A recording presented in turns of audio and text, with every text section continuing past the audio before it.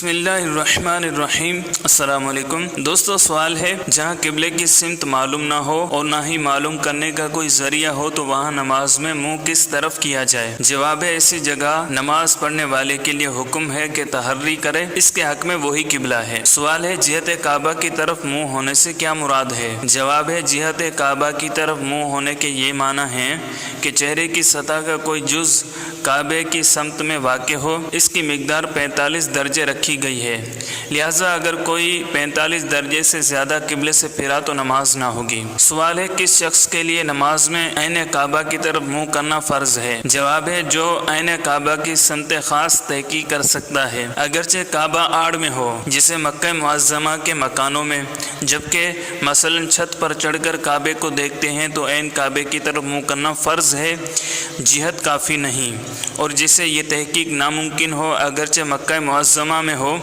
اس کے لیے جہت کعبہ کو منہ کرنا کافی ہے۔ سوال ہے، نماز میں مرد و عورت کے جسم کا کتنا حصہ ستر عورت میں شامل ہے؟ جواب ہے، مرد کے لیے ناف کے نیچے سے گھٹنوں کے نیچے تک ستر عورت ہے، ناف اس میں داخل نہیں اور گھٹنے داخل ہیں، اور عورت کے لیے سوائے منہ کی ٹکلی اور ہتھیلیوں اور پاؤں کے تلووں کے سارا بدن ستر ہے۔ عورت کے سر کے لٹکتے ہوئے بال، گردن اور کلائیاں بھی ستر میں داخل ہیں، البتہ اگر دونوں ہاتھ پاؤں مکمل ظاہر ہوں تو ایک مفتابی قول کے مطابق نماز درست ہے۔ سوال ہے، جن اعضاء کا چھپانا فرض ہے، ان میں سے کوئی عضو نماز میں کھل گیا تو کیا حکم ہے؟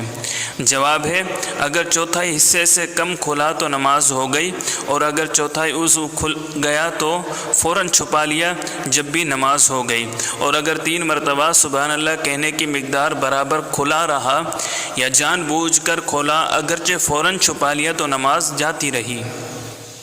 سوال ہے، امام کو نماز میں پایا اور معلوم نہیں کہ نماز عشاء ہے یا تراویح، تو کس نیت سے اقتداء کی جائے؟ جواب ہے، اس سے چاہیے کہ فرض کی نیت کرے کہ اگر فرض کی جماعت تھی تو فرض ورنہ نفل ہو جائیں گے۔ سوال ہے، کیا نفل، سنت اور تراویح میں مطلق نماز کی نیت کافی ہے؟ جواب ہے، تراویح میں تراویح یا سنت وقت کی نیت کرے اور باقی سنتوں میں سنت کی نیت کرے، نفل نماز میں مطلق نماز کی نیت کافی ہے۔ سوال ہے، نمازی کے پیروں تلے کتنی نجاست ہو تو نماز نہ ہوگی؟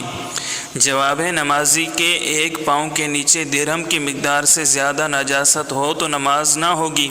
یوں ہی اگر دونوں پاؤں کے نیچے تھوڑی تھوڑی نجاست ہے کہ جمع کرنے سے 1 درہم ہو جائے گی تو نماز کا اعادہ واجب ہے، اور اگر درہم سے زیادہ ہے تو نماز نہ ہوگی۔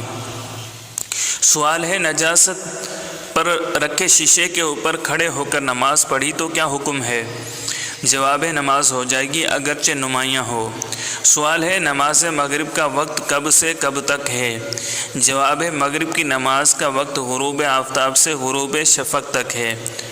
سوال ہے، وہ کون سی نمازیں ہیں جن کے اوقات میں اول سے آخر تک کوئی کراہت نہیں؟ جواب ہے، فجر اور ظہر کے اوقات میں اول سے آخر تک کوئی کراہت نہیں ہے، بخلاف باقی اوقات کے کہ وہ آخر میں مکروہ ہو جاتے ہیں۔ سوال ہے، فجر کس وقت ادا کرنا مستحب ہے؟ جواب ہے، فجر میں تاخیر مستحب ہے، یعنی اسفار میں شروع کرے، مگر ایسا وقت ہونا مستحب ہے کہ 40 سے 60 آیات تک ترتیل کے ساتھ پڑھ سکے، پھر سلام پھیرنے کے بعد اتنا وقت باقی رہے کہ اگر نماز میں فساد ظاہر ہو تو طہارت کر کے ترتیل کے ساتھ 40 سے 60 آیات دوبارہ پڑھ سکے، اور اتنی تاخیر مکروہ کہ طلوع آفتاب کا شک ہو جائے۔ دوستو، اگر آپ کو ہماری یہ ویڈیو پسند آئی ہے تو لائک کیجئے، کمنٹ کیجئے، اپنے دوستوں کے ساتھ شیئر کیجئے، اور آپ نے ابھی تک ہمارے چینل کو سبسکرائب نہیں کیا تو چینل کو سبسکرائب کریں تاکہ ہماری ہر نئی آنے والی ویڈیو آپ تک بآسانی پہنچ سکے۔